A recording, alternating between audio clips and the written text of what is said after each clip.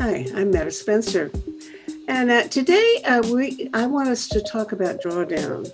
I About 3 years ago, I was just, or maybe a little more, I was really stunned to come across a something called Project Drawdown, which was an absolutely wonderful effort to actually try to estimate what has to be done to reduce global warming and how much each of these different measures that we take might contribute to that. So I've called upon my friend David Berman.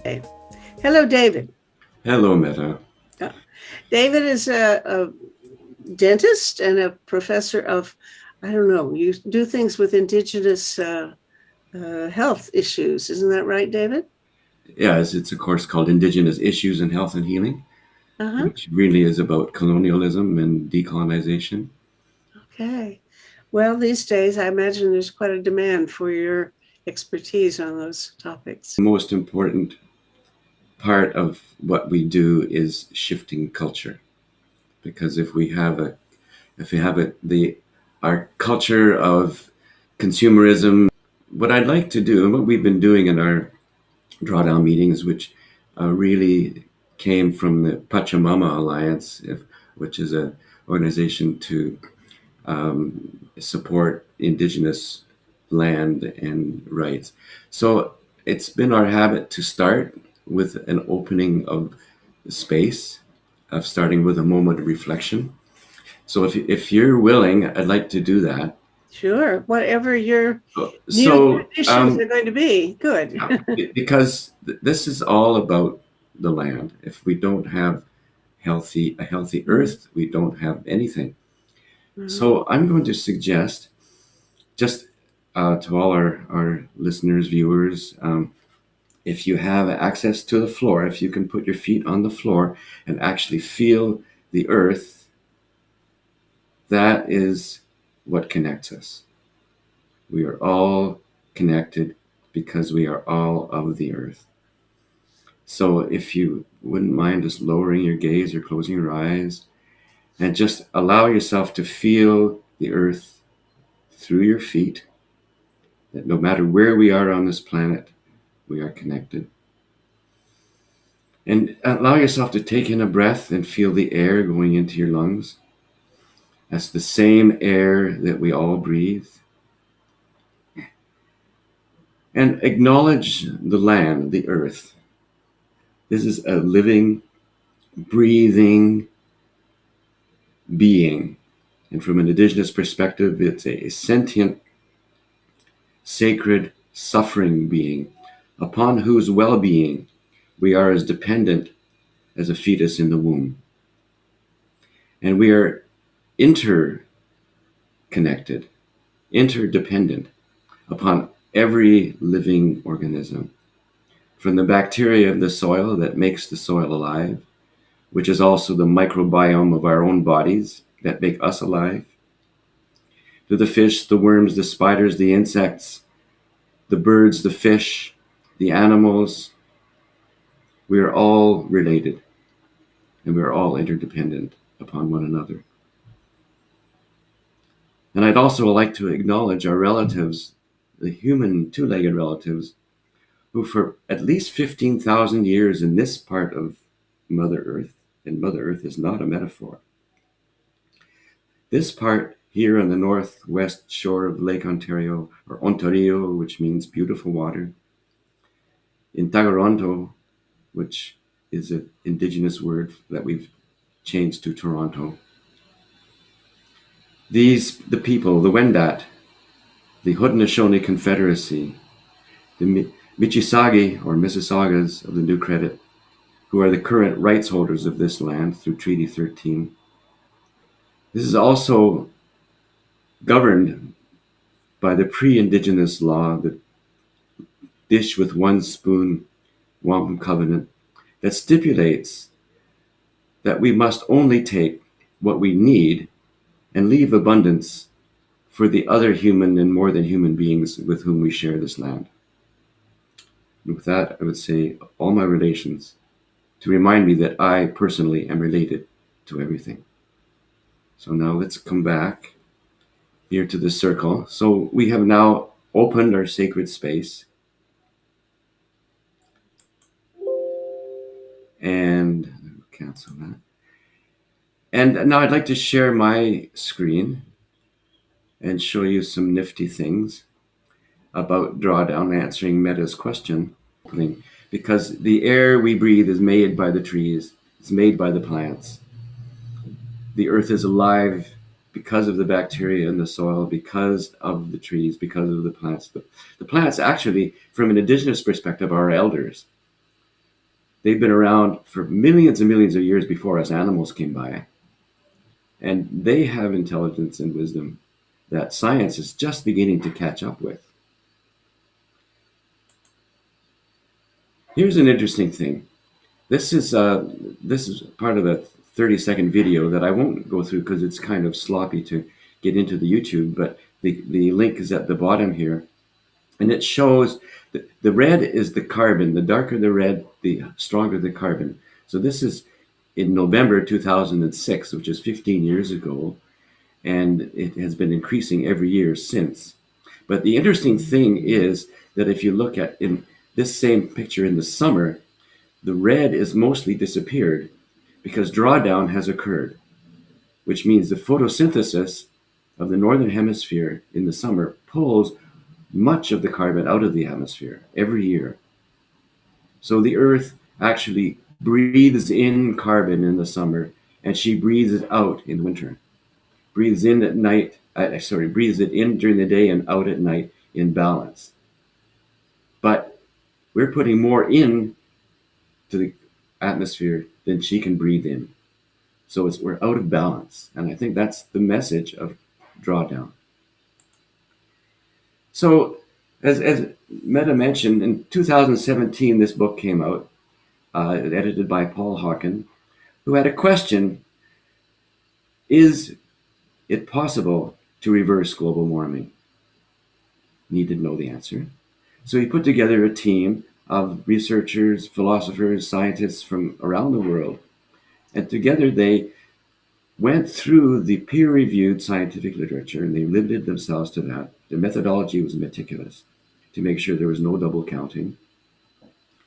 And they mapped, measured, and modeled hundreds of solutions, proven solutions to global warming, to reversing global warming. Because as Paul puts it, slowing it down, mitigating, lessening, adapting is like Thelma and Louise in slow motion. We're still going over the cliff. So we have to change direction. We have to turn this ship around and go back.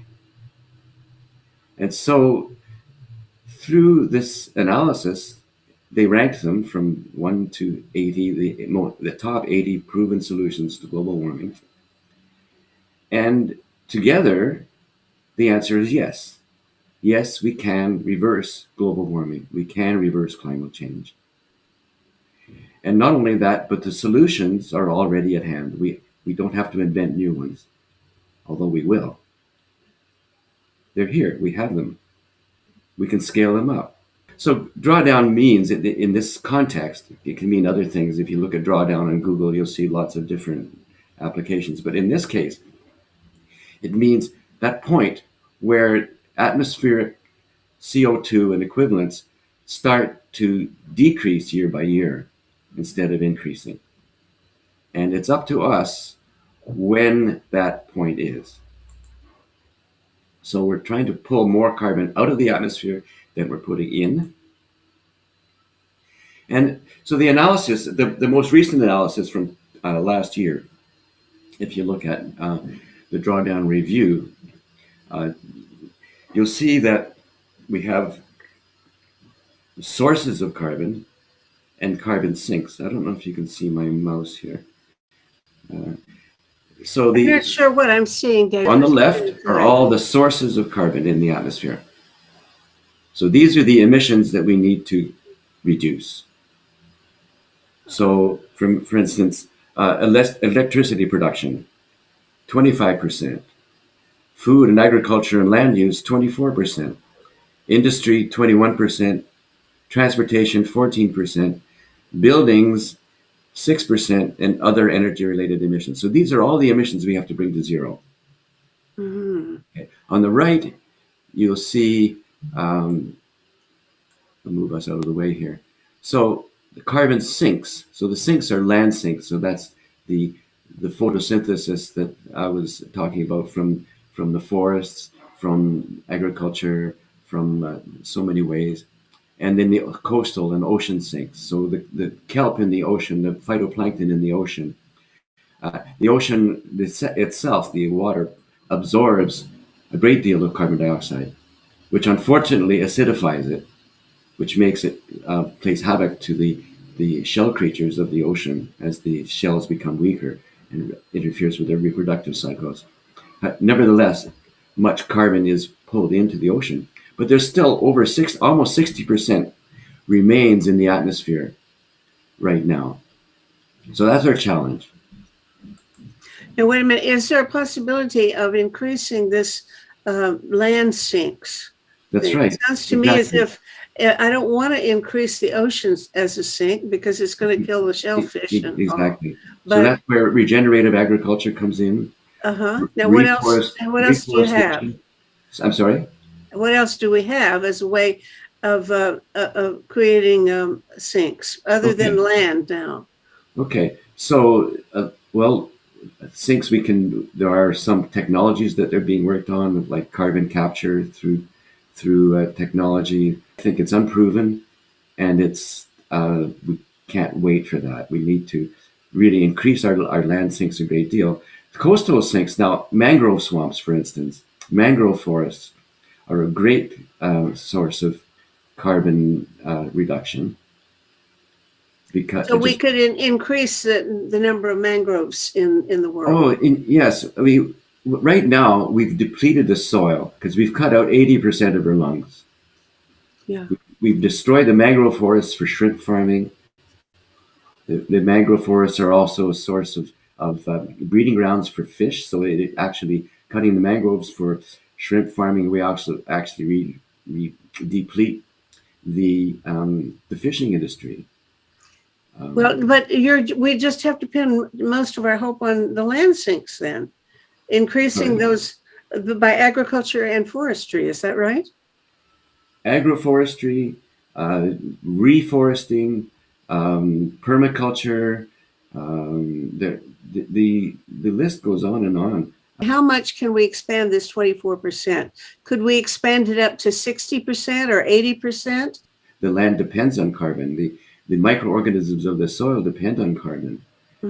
We have depleted the soil of carbon through our agricultural practices, through tilling the land, this 10,000-year mistake of tilling the land. I think we had a session on regenerative agriculture, if I'm not mistaken. But use of cover crops, mixing. We've cut down hedgerows for monocultures, which has really caused havoc to the land itself.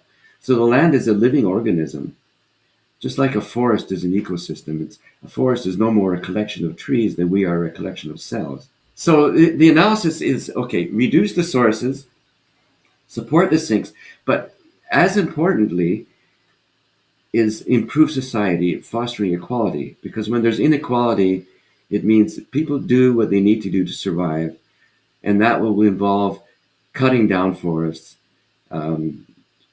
slash and burn agriculture,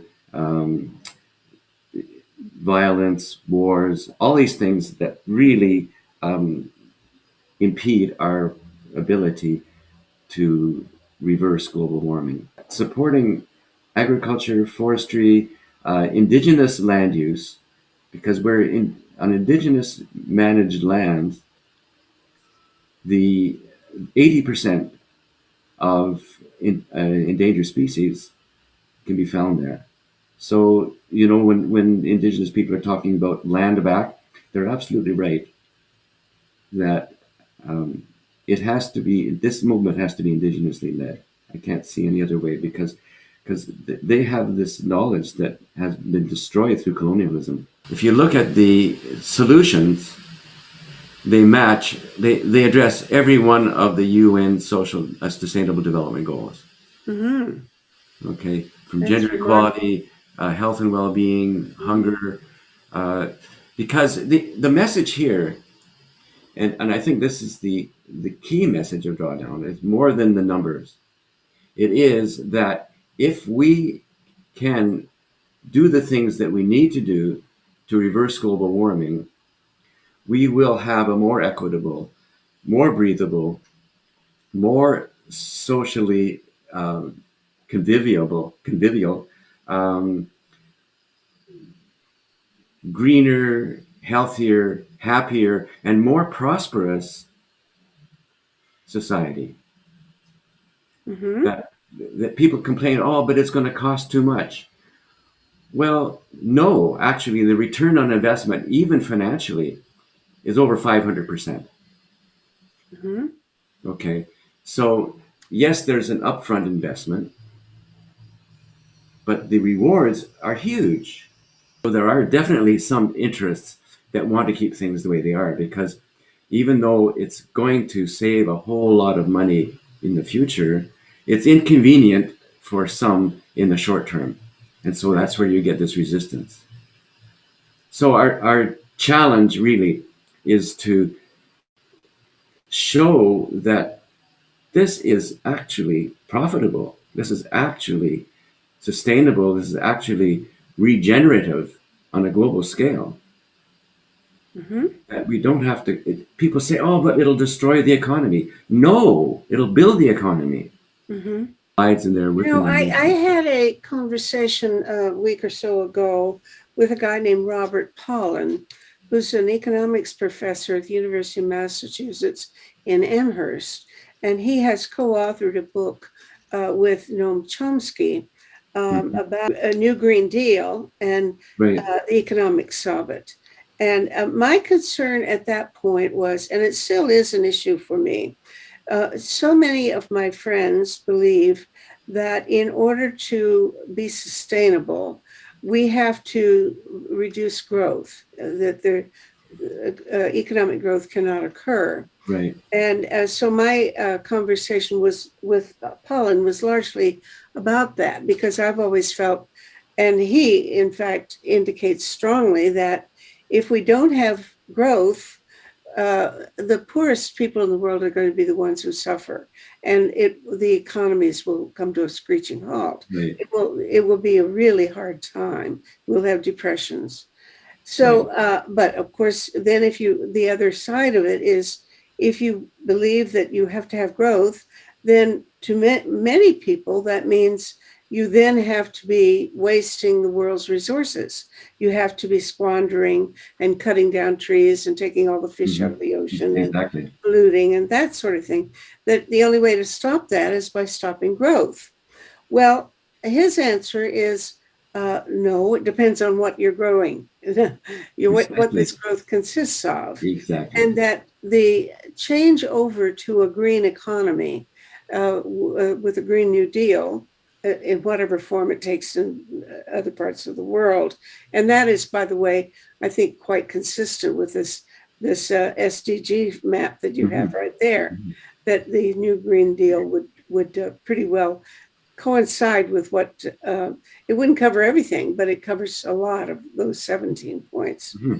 And that he says that's going to create a lot of jobs, and it's going to and it's going to make us more prosperous, not less so. The growth of the economy is not will not be linked to the use of resources, or the depletion of our resources. The Club of Rome was sort of the outgrowth of the notion that has to be a limit to growth. That's right. And that we have to start living more simply and frugally, really. Well, I think we'll have to change what we consume, but I don't think we'll have to be in hardship. There'd be no hardship necessary because of it. And I mean, what you're saying is totally consistent with the drawdown analysis. Absolutely. And I mean, growth has in the business model, the business as usual model, that the growth has been dependent on extraction, more mining, more logging, more fishing, and there's no place else to go. The human has reached the limit of its habitat. There's no place to grow bigger, but we can grow smarter. And so, if you look at from the drawdown review, they're looking at the accelerators to achieve drawdown. In other words, how to accelerate these solutions that exist. And we need to shape culture from extractivism, from more to better, better, better, better, better. If the objective of the game is to accumulate more, then that's what we'll do. We'll organize all our rules about accumulation. If we organize the rules according to better, then we'll organize our activities around better. Now, I don't know if you're familiar with donut economics, Kate Rayworth. I keep seeing reference to that, but I don't really understand it. And we don't have an image of it here to show. She trained as an economist because she thought that through economics, that's how you could solve many problems. And she became very, very, very disillusioned with classical economics, which is about growth of money, right? Not of consciousness, not of society, not of pleasure, but of money. And, I think there's a huge, what should we say, confusion of associating wealth with money. We can be wealthy in many, many ways and not have money. So she looked at the whole concept of externalities. Yes. So economists say, okay, environment, well, that's an externality. Human suffering, that's an externality. Okay. But what she did was she developed an economic model of inclusion so that the economy, to be successful, had to internalize the so-called environment, which is a misnomer in itself. It's as if the environment is around us rather than within us. But it is not an environment. It is, like we talk about nature as if it's something separate from ourselves, which is complete fabrication. So the natural world, no, we are the natural world. It is within us. We are within it. We are not a special species. In fact, we're not a terribly rational species. In fact, I'm sure that's the most irrational thought, to think that we're a rational species. I quite agree. So Kate Rayworth, Rawrth, look her up, developed she's English, so she spells donut with an O-U-G-H. Donut economics that's the shape of the economy, where the externalities have been brought into the economic model, and the human activity, what people do to live, to be well, to thrive, on the inside have been brought in, so that you reduce the human suffering and you reduce planetary suffering into the model which allows thriving. And it's brilliant. It's brilliant. So if you're not familiar with it, it's easy to find. I'm just very mindful that most of my friends actually are not into manufacturing physical things. No. I have almost no friends who actually are carpenters or plumbers or build cars or anything anymore. My friends work with words, or they work with musical notes, or they work with other people's psyche. They do psychotherapy, or they teach them yoga, or they lead trips out to smell the forest. They do various things that do not involve the manipulation of stuff. Right. But that involve the manipulation and the construction of idea structures or musical or artistic works and so on. Right. Yes, we do need physical things, and that doesn't mean that we need to extract more and more from the earth, though. Okay. We can learn to live, just even things like concrete, which is a huge contributor to global warming. Just reading in an MIT bulletin this morning that There's a way of using, I believe it's light, using energy, electrical energy, rather than heating the lime to a huge temperature in order to in order to get it down to the powder where it can be built and added with sand to make concrete, by using electrical energy and then capturing the carbon um, that results from that. You can reduce the carbon imprint of Oh, so this is a new technology, is that right? There are many new technologies, yes, and they're Really? happening all the time. Okay, but No, that, but regarding the cement production, yeah, really. yeah. Okay. So they're happening. They're not yet at scale, and they're not. Hmm. So what Drawdown has done is they've limited themselves to what is already in existence and already being used and already proven in the literature. That doesn't include things like these new technologies that are improving.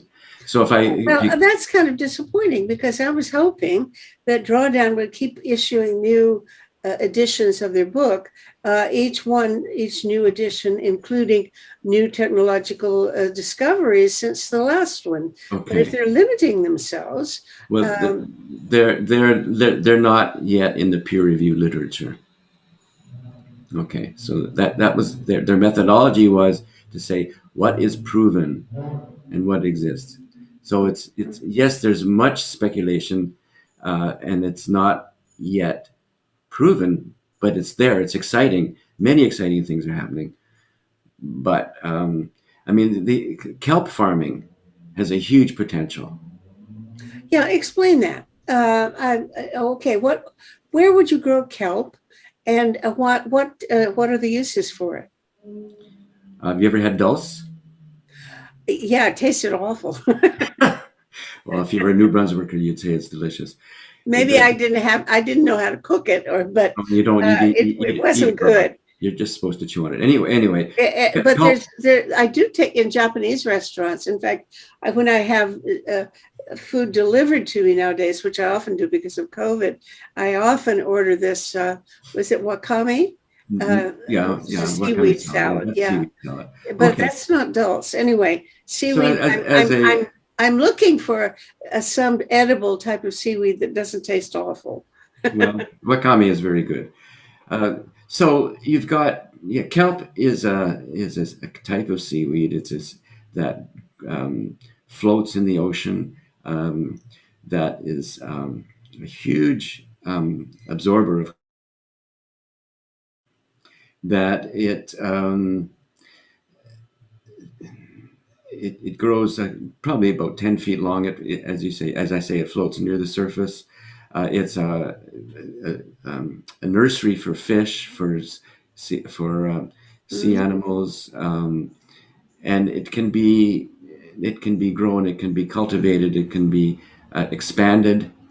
Unfortunately, it doesn't grow well in warm waters, and as the ocean warms, that makes it more difficult. But then there are new varieties that are being discovered that can thrive in warmer waters.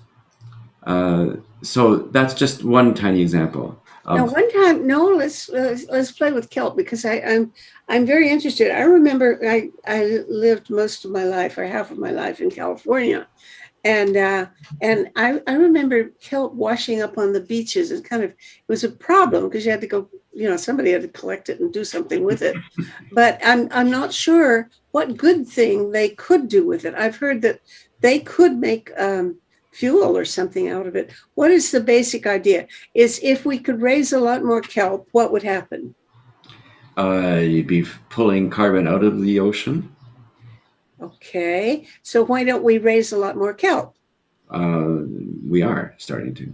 Oh, and There so they take in what the happens is that the kelp collects the CO2, and somebody comes and picks. It's a bulky, sloshy, It's not a When convenient it's way. rotten, when it rots on the beach, yeah, for sure. Yeah. Okay. So they collect it, and what do they do with it? Bury it, or are they going to make some fertilizer out of it, or what? You can make fertilizer out of it. It's biomass. You can do anything. Sure, absolutely. You can use it for fertilizer. You can use it for energy. You can use it for as biofuel. But this is all growing. It's like growing any vegetation that thrives is a carbon sink. Okay, so you talk about land carbon sinks. How do we increase our sinks? This is one example of carbon Okay, sink. but I'm interested in this. Now, why isn't it already covering all the oceans? If it could just grow by itself, why hasn't it done so? And what do we need to do to make it grow so that we can fish it out and hide it? So carbon. I mean, kelp farming is they create a lattice. They create a framework for the kelp to grow in. So they Oh, are actually farming it. So oh. they are actually causing it to grow more abundantly. And I think And what there must be money in it. So if they're doing this, somebody must make some financial gain from it. What could anybody get money for from I'm it? since I'm not a kelp farmer, I can't tell you the answer to that. Well, But yes, farming, but you got me interested. Now okay. it's your job to get me out of this. Well, look it up. Okay. I mean, that's these. We're talking about how do we. I think the issue, getting back to drawdown, is how do we accelerate these solutions? Right. Okay, Exactly. yeah. So I think we can. One solution. Any one solution isn't enough. There's no magic bullet. I think we have to do them all. Yeah. Okay. I'm up for that.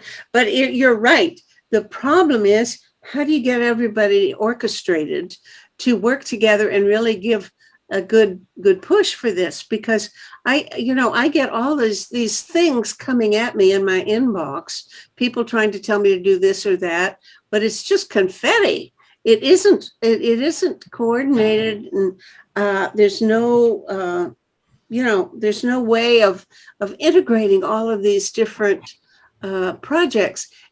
Is your organization here in Toronto trying to uh, develop some sort of systematic campaign, or please organize me? I am your Okay. So follower. let, Now let, let lead. me okay. Let me talk about Drawdown Toronto because we've got Okay. quite distracted. Okay. So our vision is to have Toronto being a flourishing, regenerative world.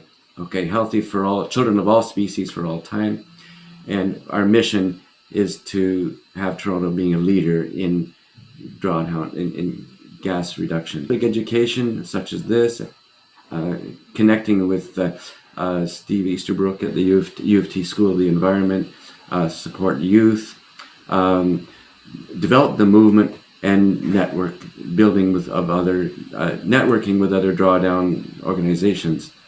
Okay, we have it in development what we call a local action portal, which is a way for all the climate action groups and initiatives to be able to um, display their wares in a sense so that we can create a movement that people will know what's going. Everyone can tap in to see what's going on and how they can accelerate their own work.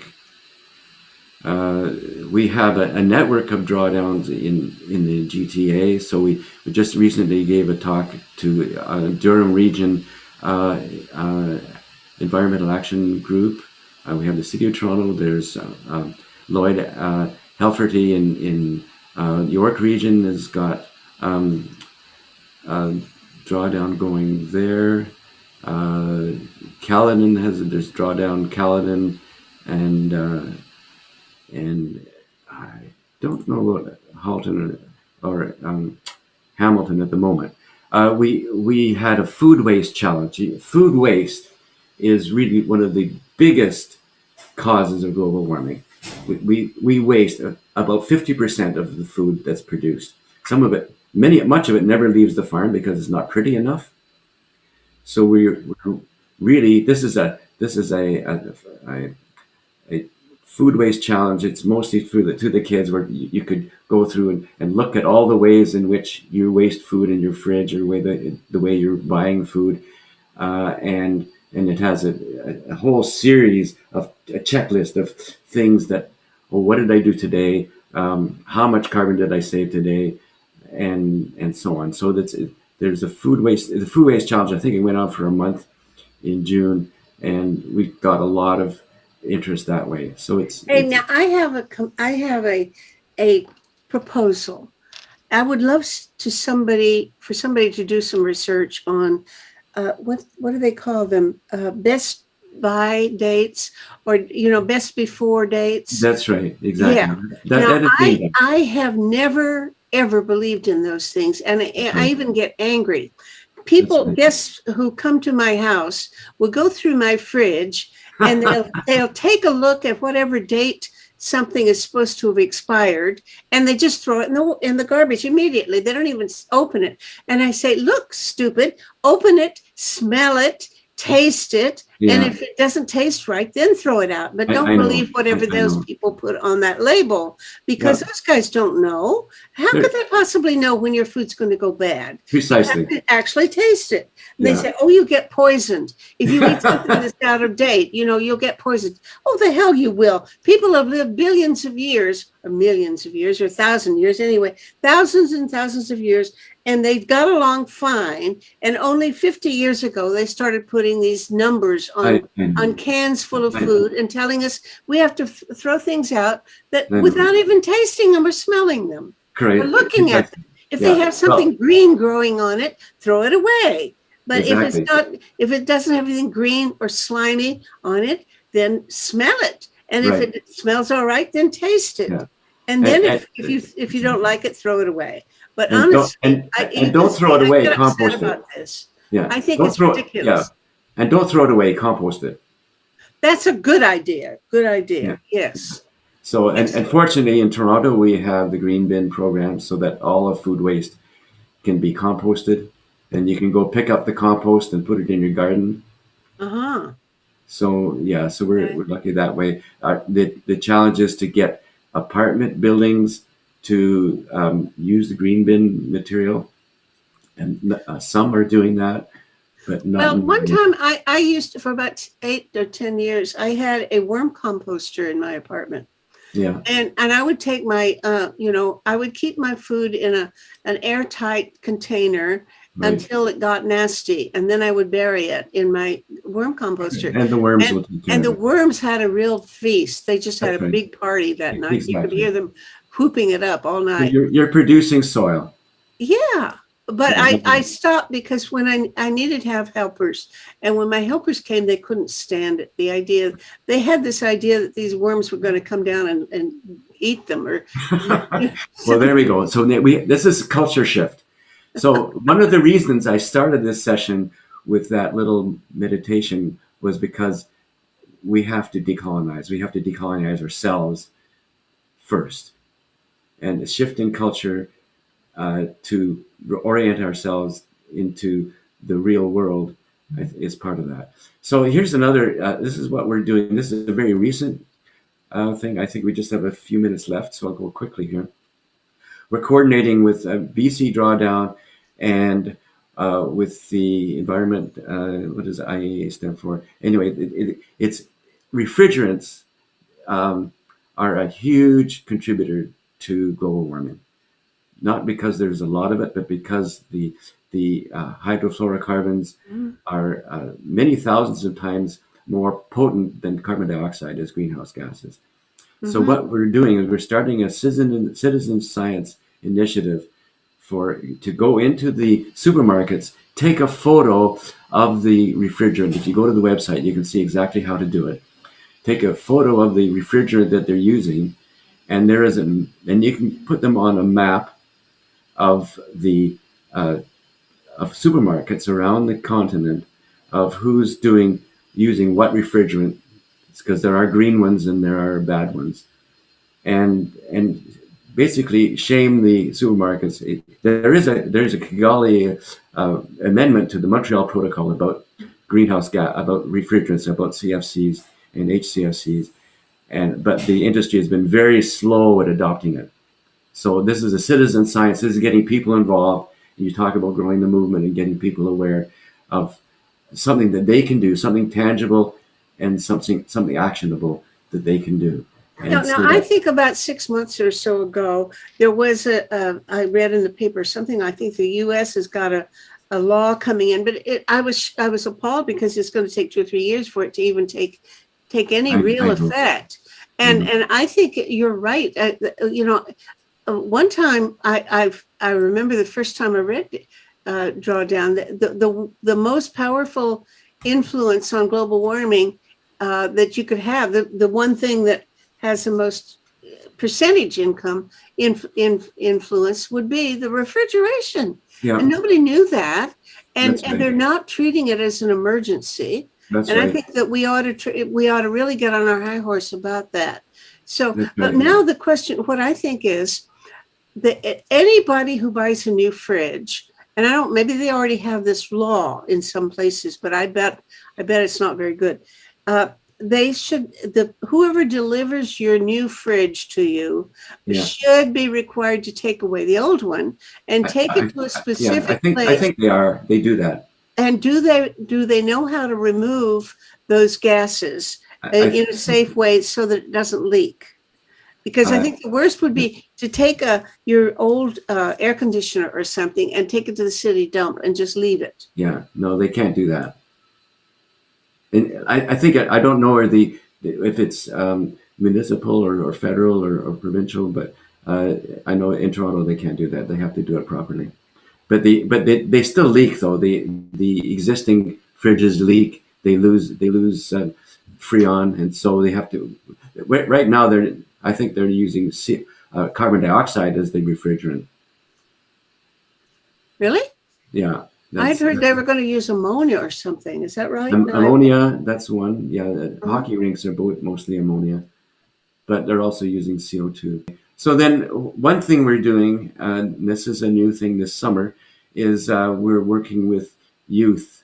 There's a youth challenge international, and so we're working with a small group of youth in Toronto.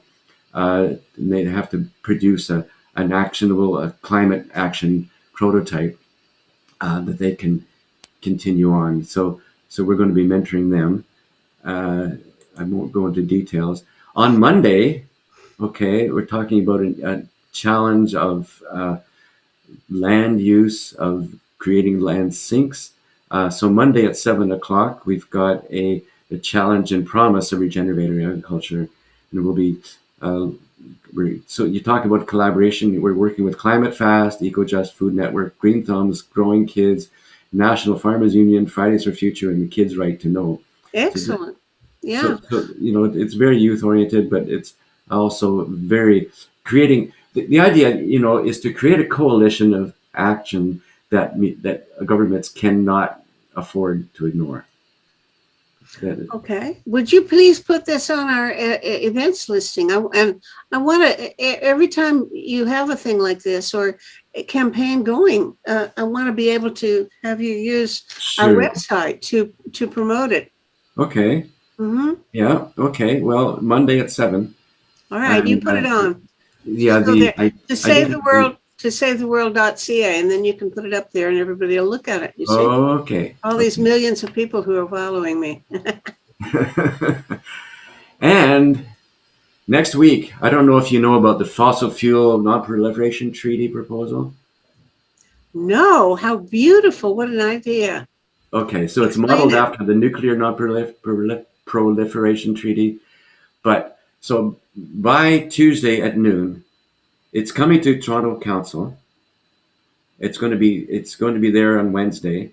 So we really need to get this passed. What So is it? Explain it.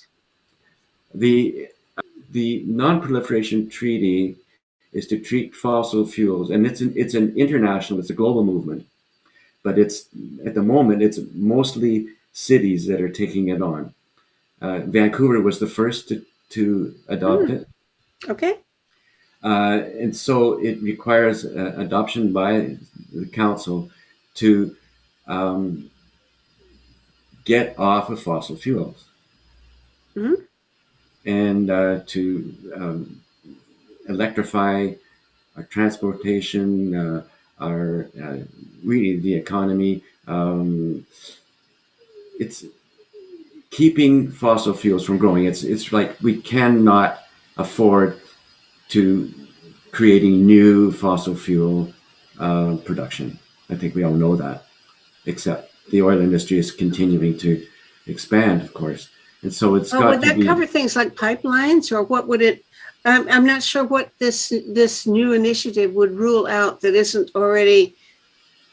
well, You know, pipelines by, you know how much of your tax money goes into supporting exploration for new fracking opportunities, for new oil production.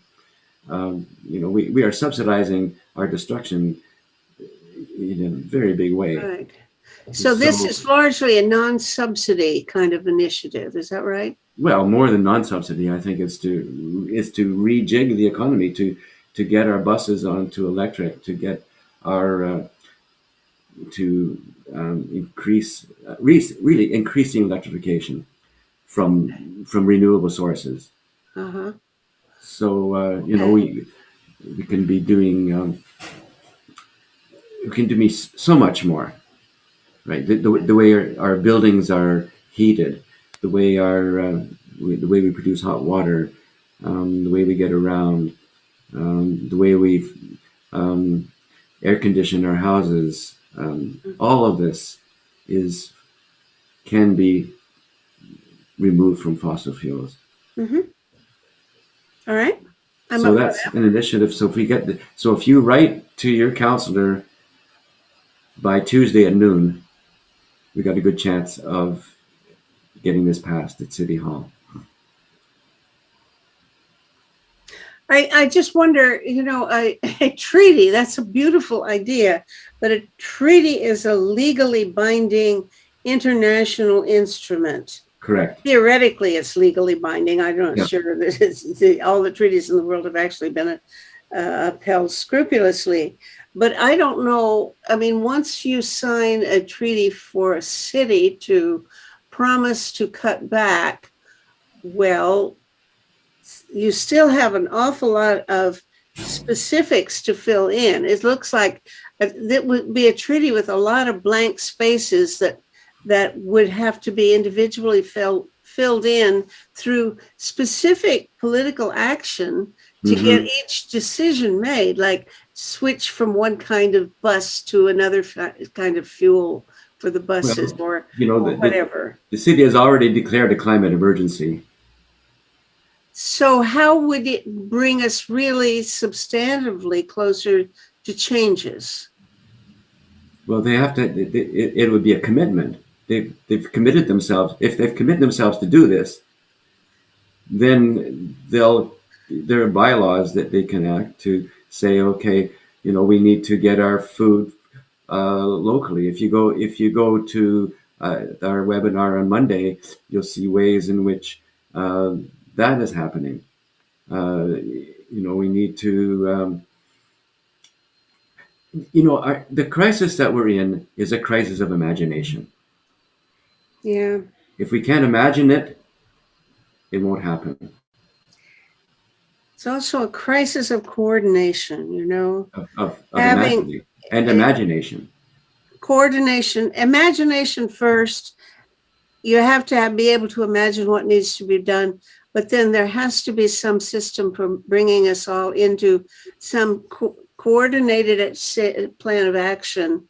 Moving us from the imagination to the reality. That's right. Is a difficult thing. Okay. And when you have all the people in the world, and some of them are even afraid to take vaccines, they're so antiquated that they don't believe in evolution, or all the kind of crazy backward thinking that exists. How can we put people together in a coordinated project to get there as quickly as we need it. That's the challenge. Is political. Exactly. Yeah. It's political. Yeah. And That's right. culture. You're right. It's And culture. yeah, political culture. You know, I don't know if you're familiar with the MIT group. In fact, Peter Senge, you talked about the Club of Rome, the Presidency Institute at MIT. I don't know if you're familiar with them. No, elaborate, please. Presencing.org. Okay, so it was started by Peter Senge, who was one of the authors of the Limits to Growth in 1972. Okay, presencing.org. Presencing with a C. Okay. It's being present and sensing. So what they've done is they brought together Western concepts of management with Eastern reflective practice, and they have evolved at what they call Theory U. You may have heard of it.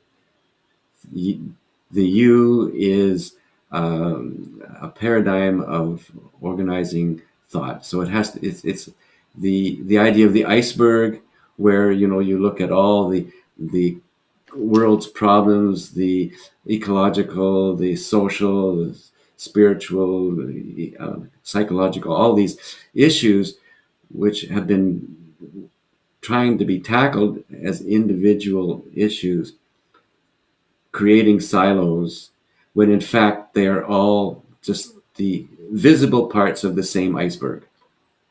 Hmm.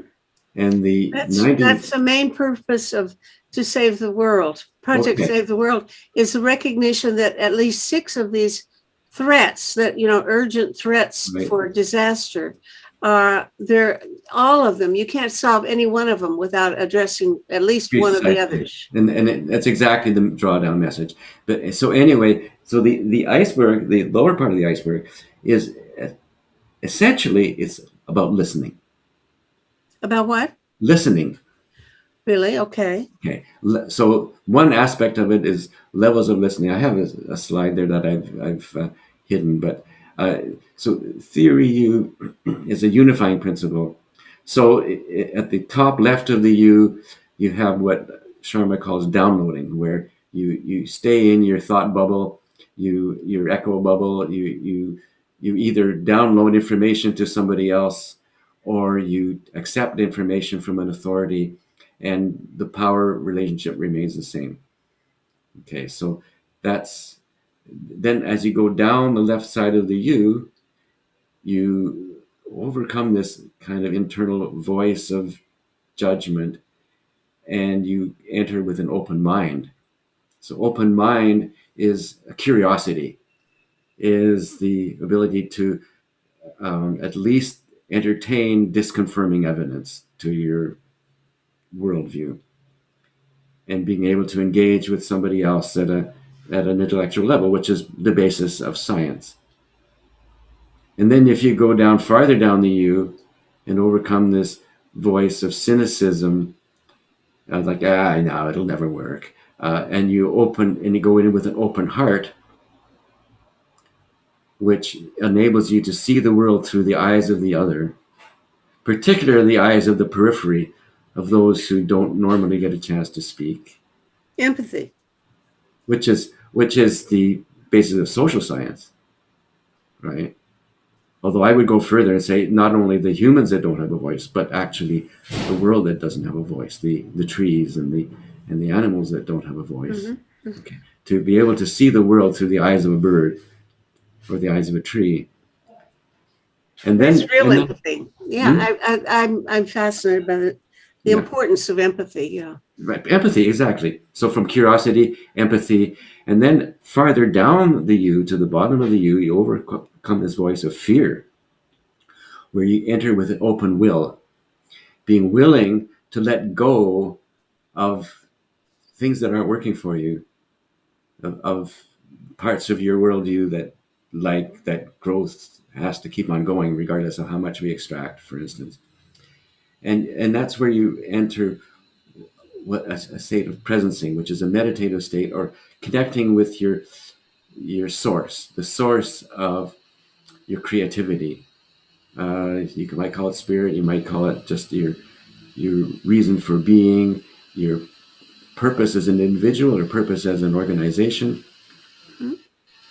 And from that, you can from letting go to letting come new ways of thinking, being, acting, and where then you can crystallize these new ways through, and it is a very, at that, the base of the U is a very self-reflective spot. And then you can crystallize your new ideas and evolve prototypes of action, which you can act on quickly, get maximum information from, as you know, as Otto puts it, you fail early, fail often, and then that can be scaled up into a movement of change. So that's what he calls presency. You know, the opposite end of it is absencing, which is what you see in the dominant culture of fear, of dominance, of violence, of racism, and so on, and closing the mind and reinforcing the negativity. And so, as a paradigm, I think it works, and it can be applied in so many different levels. And if you look at the programs that they've put together globally, last year, in response to COVID, they were able to put together a 14-week program in 10 days that went to thousands and thousands of people around the world. They call it the Gaia journey. And I was so engaged. You'd be in breakout rooms with people, could be in Australia, it could be in Africa, it could be in Northern Europe or South America, all at the same time. Wonderful. It was absolutely amazing. So this is the kind of power, and so they've been. So the reason I'm introducing this is because you said, how do we get from these ideas to the action? Well, it's through the heart. Okay. Head, heart, and hand, and if it is from the idea, from the head to the hand, it requires the heart. Right. It requires the fire of compassion and of desire, and so that's that is the message. So presenting.org, I think you'd really enjoy it. Okay, thank you so much.